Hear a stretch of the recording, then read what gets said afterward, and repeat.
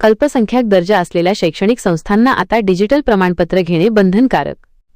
मुंबई राज्यातील ज्या शैक्षणिक संस्थांनी जुलै 2017 पूर्वी ऑफलाईन पद्धतीने अल्पसंख्याक दर्जा प्रमाणपत्र मिळवले आहे, अशा सर्व संस्थांना आता आपले सरकार पोर्टलवर ऑनलाईन अर्ज करून डिजिटल स्वाक्षरी असलेले नवीन प्रमाणपत्र घेणे महाराष्ट्र शासनाने बंधनकारक केले आहे।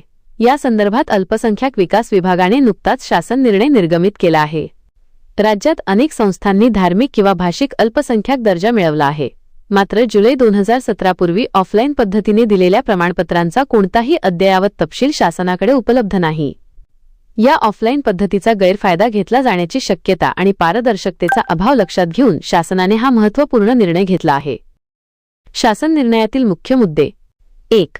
ज्या संस्थांकडे जुनी ऑफलाईन प्रमाणपत्रे आहेत त्यांनी महाऑनलाईनच्या appleCircle.mahaonline.gov.in ची लिंक या संकेतस्थळावर नवीन अर्ज करणे आवश्यक आहे। 2.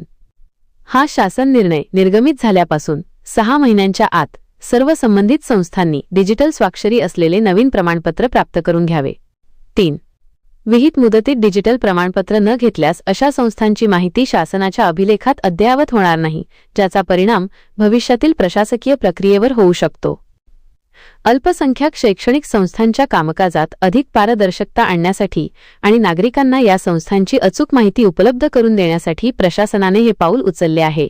सर्व संबंधित शाळा आणि महाविद्यालयांनी दिलेल्या मुदतीत ही प्रक्रिया पूर्ण करावी, असे आवाहन शासनाकडून करण्यात आले आहे। व्हिडिओमधील शासन निर्णय व परिपत्रक आपणास हवे असेल तर ते आपल्या शासन निर्णय व परिपत्रक या टेलिग्राम चॅनलवर उपलब्ध करून देण्यात आलेले आहे।